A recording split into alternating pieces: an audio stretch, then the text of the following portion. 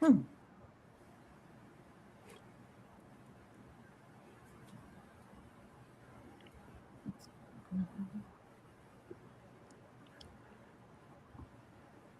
You both are showing up. I'm not, but that's okay. Let's just go. I'm sure But I'll. we're live. Yeah, we're live.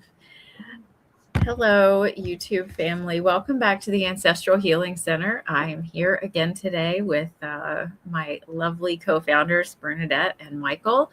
And we went heavy and deep last week. I mean, dissociation is one of the scariest and most painful things that we can experience as humans.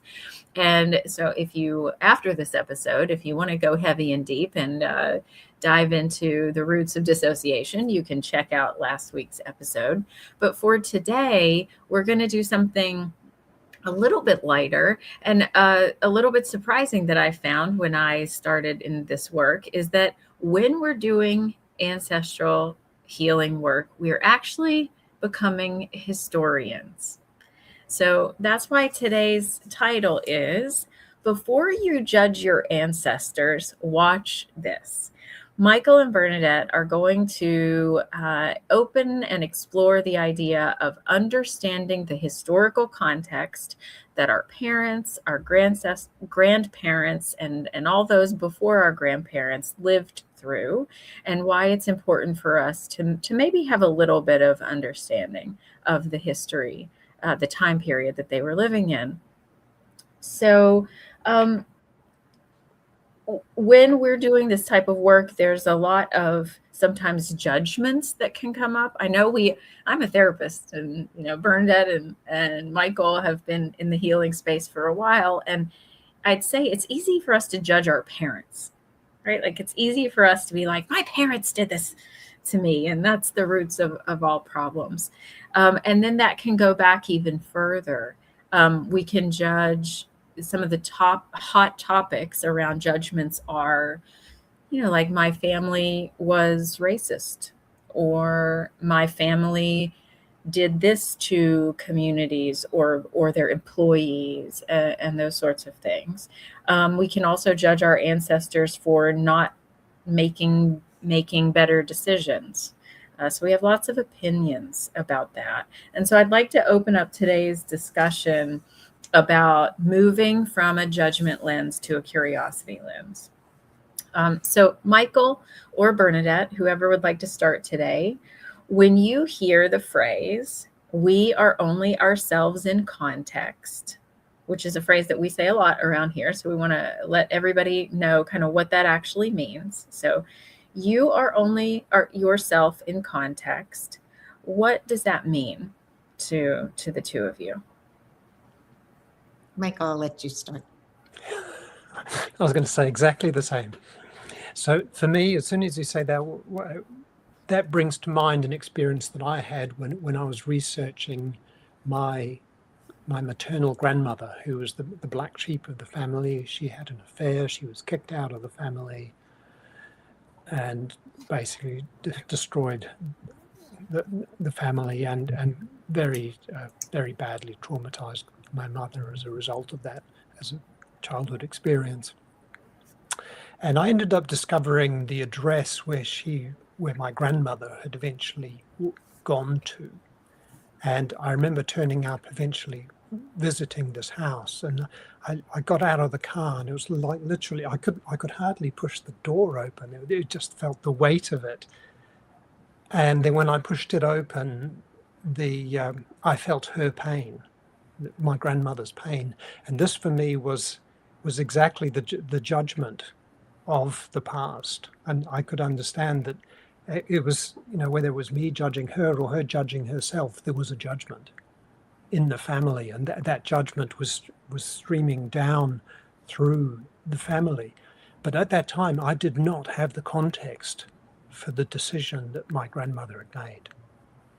But I remember very clearly at the time understanding that there was no moral high ground, and that the only way forward was to accept that she was a human being who did the best that she could under very difficult circumstances. So even if we don't have context, it's important to remove the judgment. And I would also say that I think removing the judgment allows the context in, because as long as you're judging, you're actually going, no, this is what happened.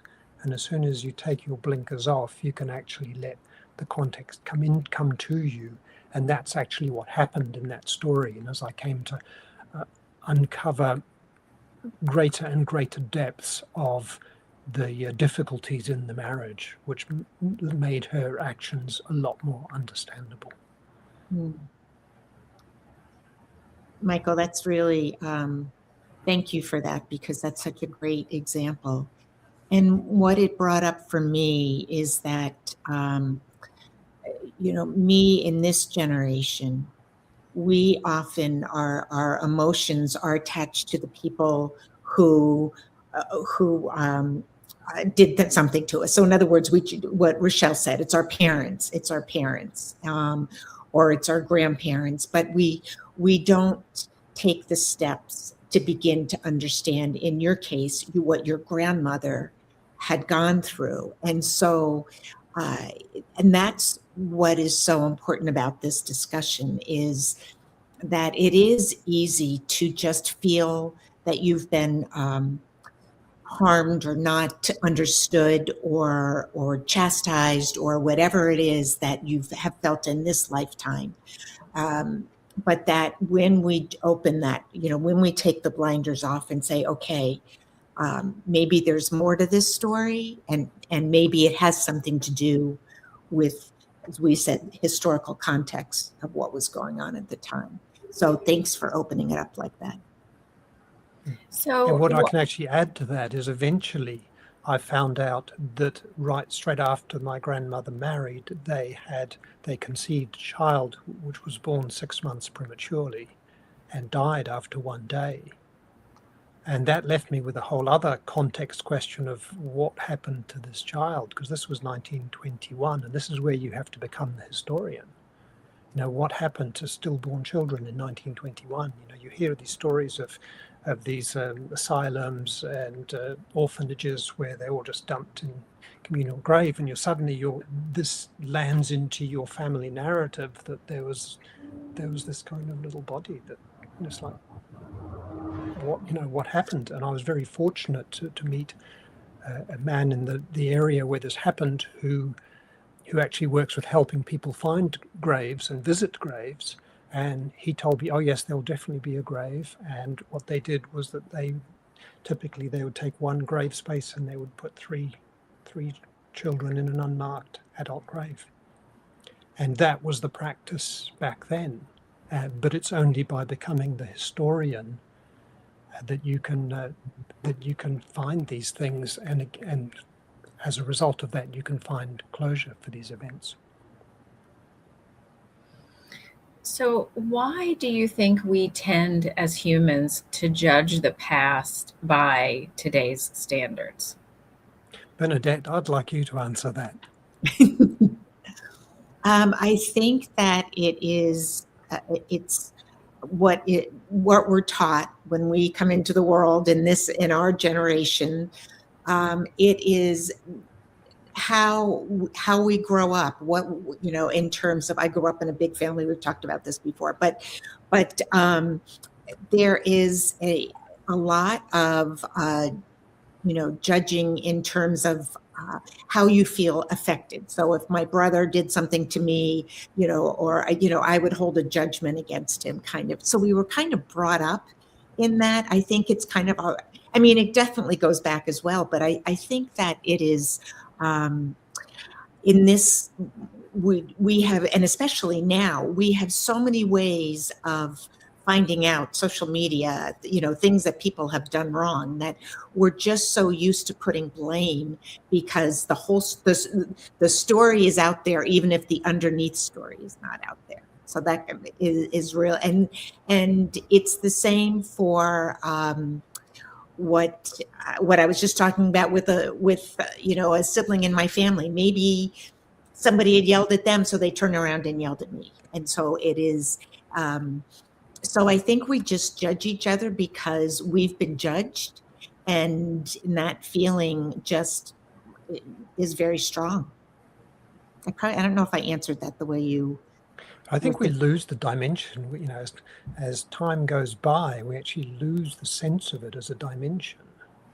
And we're here in the now, and we can see the data points of what happened in the family, but you don't have a sense, even though you can see a date, you don't really have a sense of the span between now. And so I think we unconsciously look at things through our current current perspective.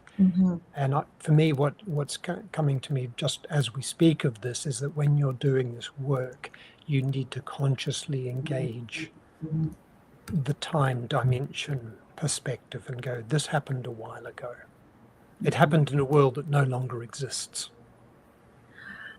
Absolutely. As the two of you are talking, I'm thinking about, my mom and I joked because it was a very stressful time when around COVID, that, between COVID beginning and those next kind of 3 years, we kept saying, did we fall through a portal or something? Like, are we living? We're not living on the same planet that we were living on before 2019. We're completely different. It's a kind of like anyone who grew up before 9/11 in the United States. The people born after 9/11 don't have a clue what life was like before 9/11 in the US. And so I think what you're saying too, all of this stuff even relates to parenting. And the depth from which, like, for example, my grandfather was an Italian immigrant who came in the early 1900s. And by the time my father was born, my father was a teenager in the 50s. And there's just the span of the difference in a world is, we're talking about rural farming community in Sicily at the turn of the century versus 1950s America. Is just like it is a different world. And it's interesting because I was thinking about the example that I used. Because I was one of 8 children, my entire world for 18 years before I left the house and went to college and really got out was really just centered in that family. And so everything I learned about having compassion or not having, or judgment or whatever, was in the context of my family of 8 children and two parents, and my world did not open up until I left that. So everything that I looked at, and now I don't look at it that way, but everything I looked at in the world was through the lens of how that family functioned, and it was not always healthy. So I think that too, the kind of the tribe that our family is, and stepping out of that is, I'm going to put that on the list as another discussion, because that we could go on a tangent there. But staying on the topic of history and understanding history, Michael, I know you have a story that Bernadette and I have heard before about the Salvation Army. Can you share that family story with us? And then we're going to open a discussion about historical context. So this is a story that comes from my father's side of the family. And what happened there was that eventually his father walked out of the family. My father's mother died very young when my father was only 4, so there was an abandonment trauma there. And then my grandfather remarried. The second marriage didn't work out. And in those days, and again, this is context, divorce wasn't socially accepted, so he walked out and disappeared, which and my father never saw him again. And when I was growing up, obviously my father never mentioned his own father, but as a child, I didn't register that. There was just an absence, but because the absence is unrecognized, unspoken, disenfranchised, you just go along with it. It doesn't occur to you that there's something there. And shortly before my mother died, she said to me that my father only mentioned his father once in the whole of their 50 whatever years, 60 years of marriage. And they were in Jersey, in the Channel Islands, and they were driving through the city centre around Christmas time. And there was a Salvation Army band, and their Salvation Army bands used to go out on the streets around Christmas, singing Christmas carols and gaining donations and so on. And she said they drove past this Salvation Army band, and suddenly my father, out of nowhere, just angrily blurted out that they should be out looking for my father. And so my mother, she told me this. It was just like this fragment, this one thing, the sum total of my father's relationship with my grandfather is here in this one sentence. And it's like, and I don't know what it means. And eventually I discovered that the Salvation Army was an informal missing persons bureau. And I can remember them growing up in New Zealand in the late 70s, early 80s. We used to go out to a pub or whatever on a Friday night, and these prim Salvation Army ladies would come around with a jar for donations, and almost everybody would put a few coins in them, and they'd go away. And the police had briefed them on who was missing. And they'd seen the photographs, and they were out looking for the faces. And if you go on the Salvation Army website today, certainly in the UK, they still run a missing persons service. And so that sort of brought the context of my father's anger into relief, and and again, there's a sense of closure, of understanding the statement in a way that I previously wasn't able to.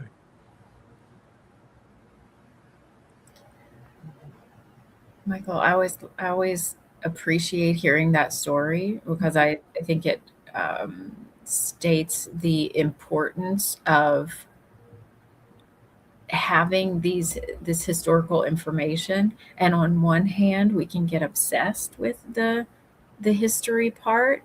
If we talk about rumination as a mental suffering, sometimes the searching for the history, if I just know a little bit more history, or if I just know a little bit more names of my family, or I know a little bit more data, then maybe something will be different. I think when we start to do that, we don't even know what kind of relief we're looking for when we do that. So, yeah. Ruschelle, that's why it's so important to know more than just the names on the tree. Because when we discover the stories and we do put it in the historical context, that's where the relief comes from. The fact that Michael's grandfather, there was a story there, was why his dad didn't talk about him. So it's so important. So maybe I can just pause there and pose a statement or a question to people who are actively involved in genealogical research. If you find yourself researching and researching and researching for the sake of researching, maybe just posing a question, like, I wonder what it is that I'm looking for. And if you've done research for a very long time and you still feel like you can't answer that question, then maybe it's linked to an emotional pain that isn't going to be resolved by the data. Even though data is important. Yeah, Bernadette, go ahead. I was just going to say, so many people who I've worked with in terms of helping them discover their family story have come to me and been unsure they wanted to get started because there was something back there that they weren't sure they wanted to look at. And I think that's important because sometimes when we're doing genealogy, we're looking for that oh, I'm related to George Washington, I'm related to the King of England, you know, all the good things, and not not allowing the whole story to come out. I really noticed that when I discovered this, the statement about what the Salvation Army were doing. So it wasn't just about learning that fact was great, but the real value in it was that I could almost sense this bottled up rage of my father's, and suddenly there's an outlet for it. There was this point where emotion was actually flowing rather than frozen, and there was a sense of relief and I kind of mean that in the mechanical sense of the word relief, and release and closure around the issue, which went beyond just the fact of the context. It all made sense, right? The emotional response made sense. And I think that has been, I want to share an example, and then Bernadette, I'd love to hear one of yours as well.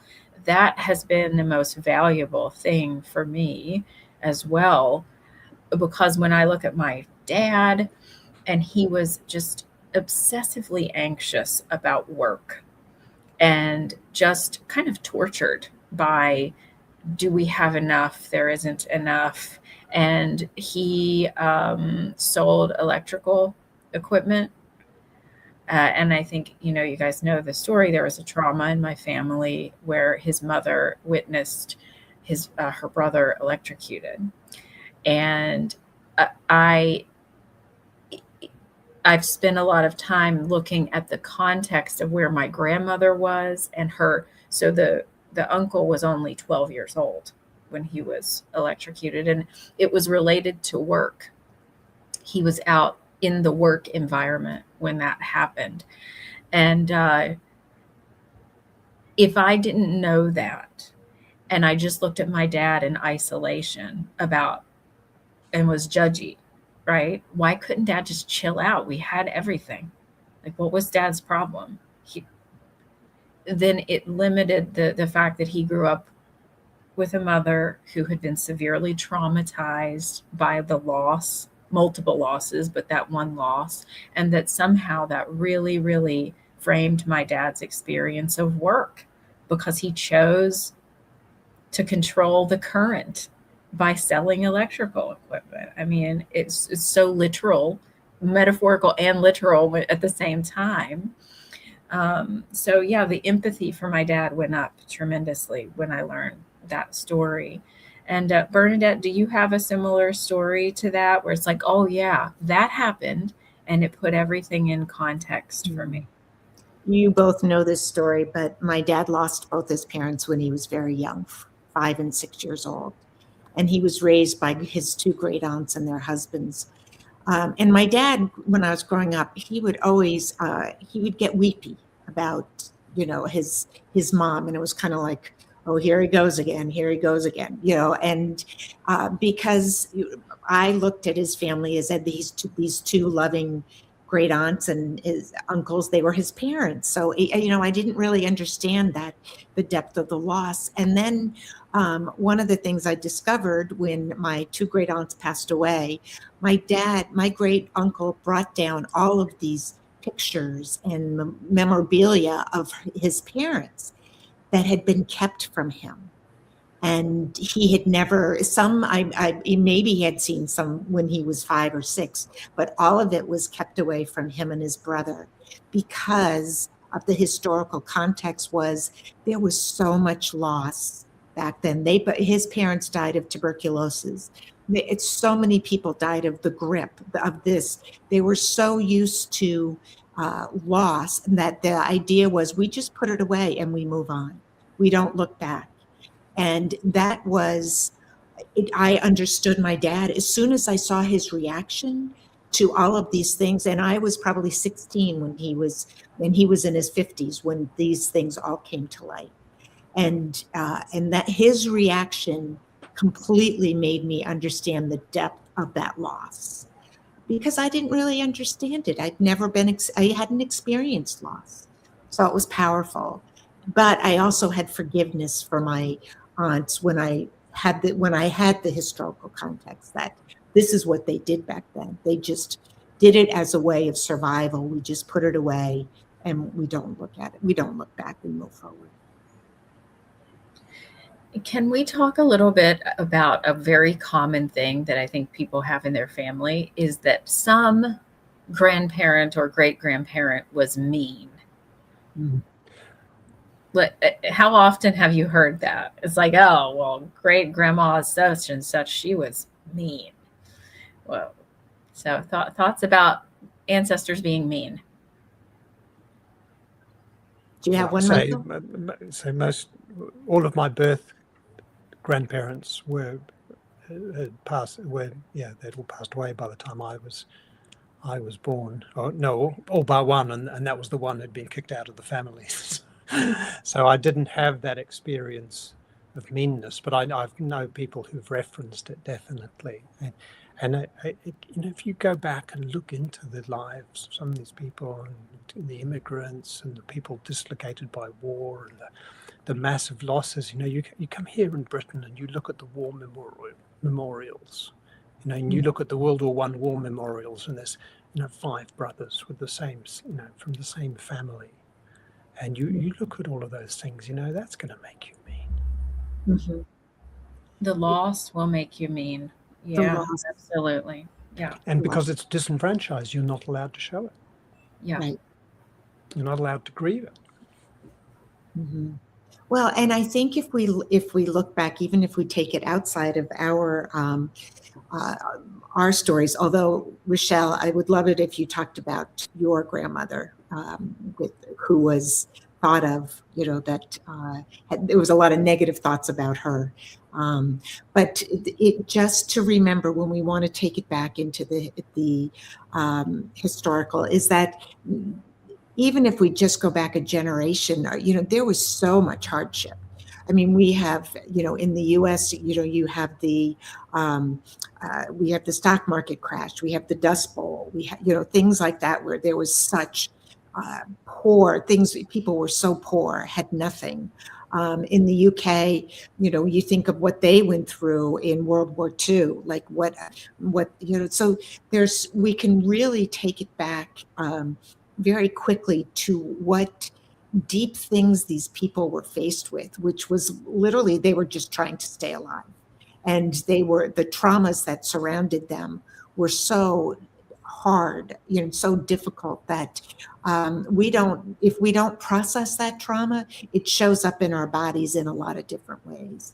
And some of it can be anger and meanness. And so it is, so anybody listening, if you know a little bit about your story, or if this makes sense to you, that some of these mean stories or these just things that have been passed down about how terrible somebody might have been, when you begin to look back, you can see a little bit more.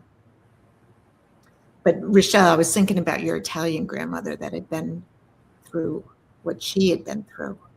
Well, I was actually thinking, I was like, which grandmother, which great grandmother, because they were all kind of mean. So I'll go back. My maternal great grandmother. That, I don't know if you've heard much about her before, but I mean, we have a picture of her hanging over the television, and my mom, why? I have no idea, because my mom is like, well, that's mean old Lily and Jack.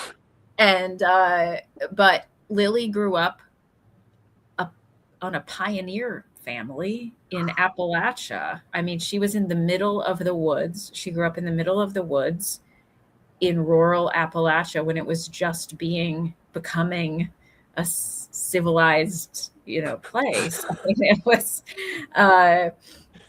and she had an absent father who was a minister, a traveling minister. And I get a sense, I have a very strong visceral sense that it was not good. This was not a good marriage. Although I don't know that, I don't know anything about her mother, but I can tell you based on, being a therapist, that there was a mother wound there, because my great grandmother was essentially, she outwardly told my grandmother my mom's mom, that she didn't like her because she looked like her father. So there was maybe some borderline meaning. So she had borderline traits, meaning she had possibly childhood abuse under age 6, right? So just based on clinical knowledge, I'm making this up, but based on what was given. And then she became an alcoholic later in her life, which is also very odd. Her husband died, and she became an alcoholic. And so, yeah, she wasn't very nice. But if you think about all of the things that possibly happened to her in her lifetime, and like you said, Bernadette, literally just trying to survive. I mean, this is pioneer living that we're talking about. So, and how much that impacts me today, my life. And I think that's why sharing these stories are important, because Lily's experience directly impacts my life. It's how I was mothered by my own mother. Yeah. So, I think it's great that you've actually got that picture of mean old Lily, because it means it brings her into the context of your life. Yes. Rather than the absence, which is normally what you have, and certainly what I grew up with, it was just a blank wall. Correct. Yeah. Well, and it makes me, what it makes me think about is that mean old Aunt Lily never became nice Aunt Lily. She remained that way because that was her experience in her lifetime. And so it is for us. So all the stories of Aunt Lily being mean are true. And all of the people who experienced Aunt Lily as the mean aunt, have their own emotions around that, them growing up. And it is as trauma informed genealogy, which is what we often use to help go deeper. It's our job to look back and say, oh, okay, we can't change that Aunt Lily was mean till the day she died, but we can change the narrative around who she was and what her experiences were. And that's where the healing can begin for people, is when you just, doesn't change what they did, but it can, and that can go to your parents, to your grandparents, to your, and even to your own responses as you begin to understand, okay, I've had these reactions, but now I'm understanding why. So deepening our compassion for our ancestors allows us to deepen our compassion for ourselves. Yeah. Okay. Well, I know there are so many things on here that I want to talk about. So we've talked about the mean ancestors and what to do with them. Look, before we close off on that, like one tip, if you have a mean ancestor that you can think of in your family, what would be something that someone can do today to kind of work with the fact that they were considered mean? My recommendation is start from the perspective of there's no moral high ground, and take away, rather than saying changing them, you change yourself, change your perspective of them, and allow them to be seen in the wider context of the world in which they lived and the experiences that they endured, rather than from the lens of the story. You don't know who else this person may have been, which did not survive in the genealogical record. There may be a much more nuanced person out there that didn't make it in the family narrative. My thoughts are too around, and I know, is looking at them as children, and the life that they had as a child, and what they, how they came to be. We all begin as children, and that's where a lot of trauma gets held in our bodies, and continues. So it is being able to, compassion can begin if we, if we look back and see them in a different light, and that can be not only as an adult, but see them younger and how they would have grown to be. Mean old Aunt Lily, poor Aunt Lily. We gotta, we're gonna send her some love right now. Oh, I've done a lot of work with her. She and I are good right now, but yeah. She's like the goose. We have one, every episode's got one. Right. Yeah. So I do want, there's one big kind of historical experience in the world, and that is that impacts all of our families, and that is war. So I do want, in some way or another, all of our families have been touched by war. And I know that both of you have some thoughts about that, have your own family experiences with that. So who would like to start us out, and we'll touch upon the topic? I can pick up on that one. So I've got one very quick thing and then a slightly longer story. So the very quick thing is coming back to what Bernadette was talking about before, and some of these experiences of how people are shaped by things. And I can really say that I can see how my mother's food tastes were formed by, impacted by rationing during World War II.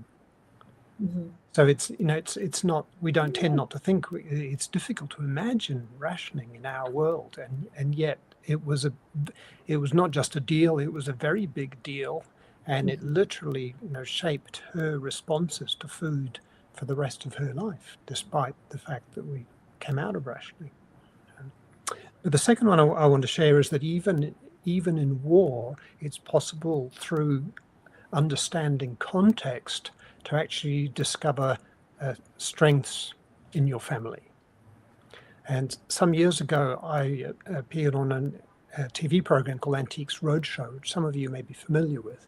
And this is basically, this show could be called Historical Context, because that's basically what they do. People bring along their memorabilia, and they have these different experts in different areas, and they will tell you, this is what you're dealing with here.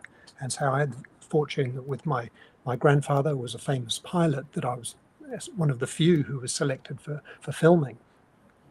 But while I was waiting for filming, I was going around and watching these context experts sharing, people would bring up a thing and they say, well, this is what you've got. And I was watching the military expert, who was the guy who interviewed me. And this family came up and they had a photograph of a soldier, and there was a medal on each side, and there was a framed thing in there. And they presented it to him, and he said, okay, what can you tell me? And they said, this is great uncle, whoever it was. He was a British soldier in World War I, and there's two medals. And one of them is a medal called the Distinguished Conduct Medal, which is a bravery medal. And the other one, they said, is a Russian medal. And we have no idea why on earth great uncle whatsoever has got this Russian medal. There's, it's like completely bizarre, and it's just this really weird thing in the family narrative, and he's like, okay, all right, well, let's.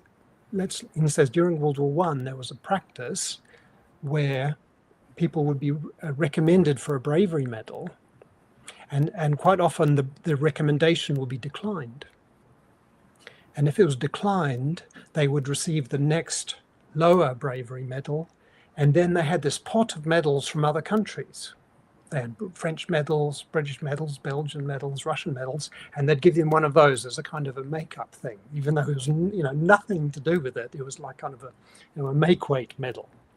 And this was what happened to great uncle whoever. And they're going, oh, okay, all right, well, that's, vaguely interesting. And he said, well, this is the clincher, is that this medal that he got, the Distinguished Conduct Medal, is that there's only one higher medal, which is the Victoria Cross, which is Britain's equivalent of the Medal of Honor. So suddenly your great uncle, whoever, has gone from a guy who got this weird medal to the guy who was actually nominated for your country's highest bravery award. And that's a different narrative. and there is a strength in that, and there's suddenly the whole thing makes sense, and you can walk away and go, yeah, okay. And that is the power of context. Amazing. Thank you, Bernadette. Oh, thank you, Michael. And I know Bernadette wants to say something really quick. Oh, Bernadette, your mic is off. There was a truck making noise. I love that you brought that up because we tend to focus on, ancestral healing, that what's the trauma, but the resilience and the proudness and so to what your uncle went through may have been horrible. But the fact that he had the resilience, made it through, and was honored for whatever he did gives us that feeling that, okay, bad things can happen and we can still move through them, and that the bravery that he was it's like you can own some of that, and I say that in a way, like, not like, oh, I get to show off this medal, but it fills you with that, okay, I've been through some pretty bad things myself, and it's almost like I share that medal with them. I can wear that, if that makes sense. Yes, Bernadette, that is absolutely true. I think it's easy for us to think about inherited trauma and say, well, gee, I inherited all this pain. I've got to carry all this pain. I've got to be the one to possibly heal the pain in the family.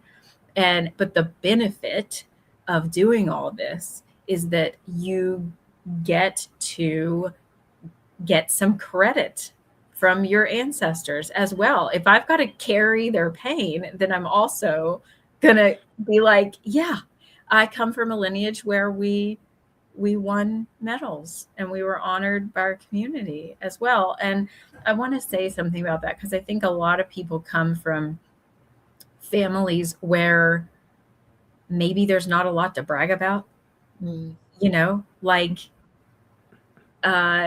would probably say that on the surface, I come from a family where it's like, well, nobody that I know of in my family won any awards. The closest that I could find was, if I look at my surname all the way back to Sicily, the original origin of my surname, we owned a lot of land and we were winemakers way back.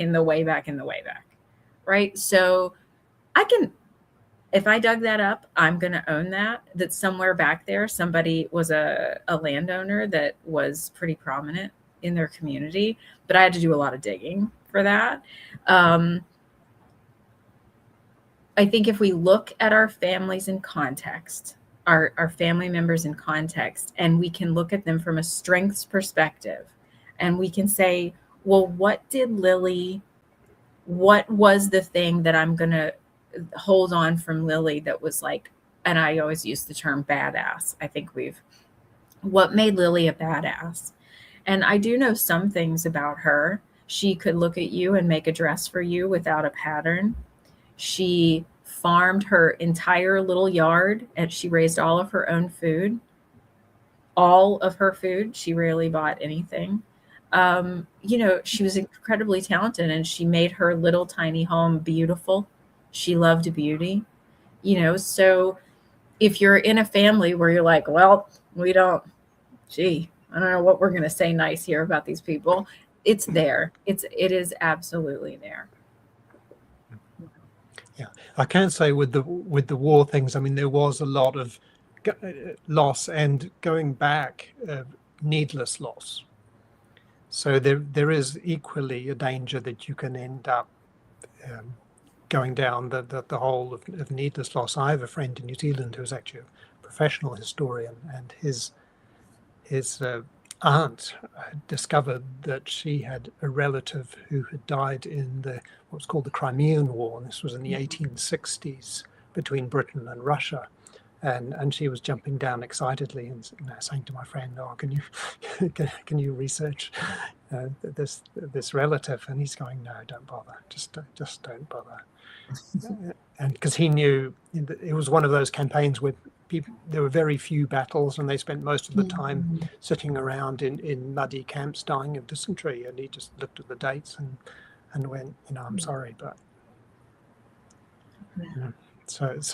you have to be prepared for the, you don't know what you're going to find when you go there, but it does give you the fullness of actually knowing what you've found. Yeah. And I have one quick story. It just made me think. It came up as you guys were both talking. My all Irish families, and my great grandfather on my father's side. And this is just the story of how far we can come.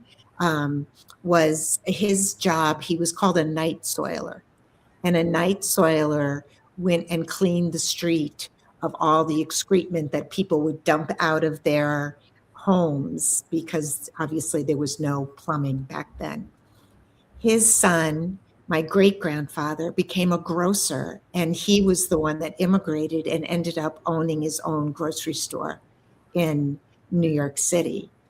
My grandfather was an accountant, but he was the one that passed from TB. But my dad became the director of pensions and benefits for Pan Am. And when you think about it, how many so looking back am I proud that my great grandfather was a night soiler? No, my heart goes out to him. But being able to look back and say there were jobs and things that people had to do to survive, but look at that line that came, and my dad, ended up working for Pan Am in New York City in the Pan Am building. So that it continues to blow my mind in a lot of ways, because that's a huge leap, and that's how strong families can be, and that's how even with everything, there's something good to look back at. Yeah, there was some resilience in there that allowed your father to do what he did. Yeah. It was the same resilience that allowed your great-grandfather to get through that situation. It's just in a different context. Yeah, absolutely. So I want to ask our viewers today, if you're watching this, I want you to think of one ancestor that maybe you've struggled to understand, or who's been considered mean, or had some sordid reputation in the family, and just ask yourself, what might their world have required of them that maybe you hadn't thought of before? So that's a question that I'd like to leave with you, because you might be more similar to that person than you actually know, or there might be something in there that is a thread that ties the two of you together that maybe you might even be proud of, actually. So I know, Bernadette, do you have a little meditation for us? So as we have ready to wrap up. Yeah. Mm-hmm. I do have a little meditation. Do it. And this is the name of the meditation, is Seeing Through Their Eyes. So let's take a moment to breathe. If it feels comfortable, close your eyes or soften your gaze. Put your feet on the floor if that's where they feel comfortable, and your hands in your lap or in your heart. And take another slow breath in and release it. You can continue to inhale and to exhale. And now I'd like to invite you to bring one ancestor gently to mind. And it doesn't have to be someone that you knew well. It might be someone you've only seen in a photograph or heard mentioned in a story. And just let someone come forward. Now, instead of seeing them through the lens of your family story, the version you heard growing up, I want you to imagine the world they walked through. What was happening around them? What would it have looked like? The landscape of their daily life. And not the dramatic one, the ordinary one.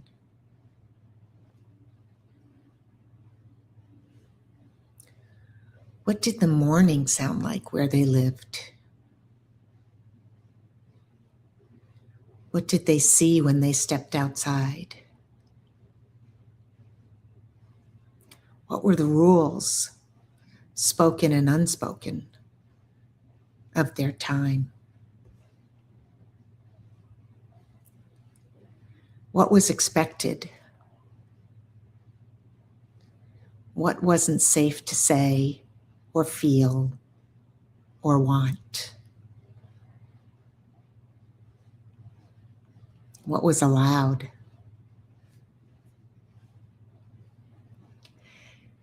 Now, notice gently how small the choices available to them may have been.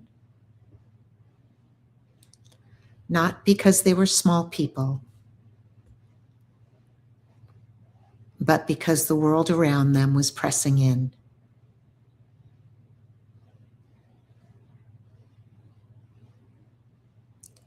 They were navigating forces much larger than themselves. And they did what they could with what they had.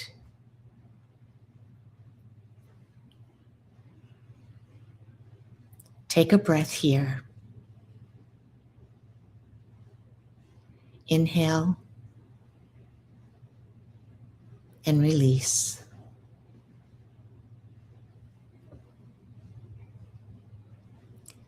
Now, if it feels right, silently offer them one simple phrase. I see you in your time. I see what you carried. And I understand a little more now.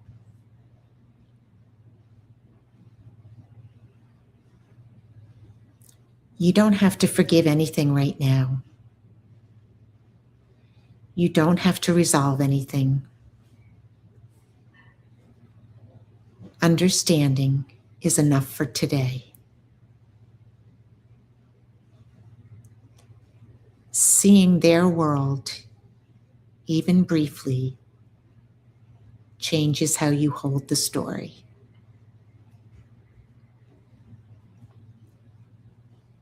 And when the story softens, something in the body softens too.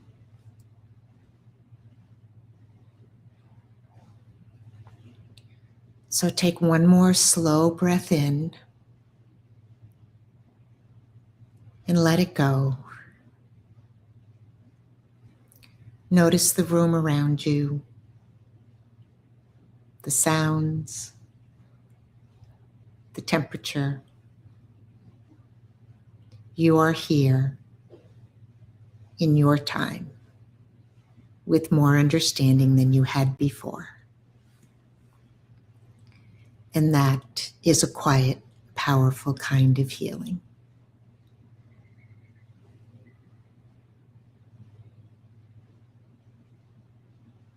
When you are ready, gently open your eyes.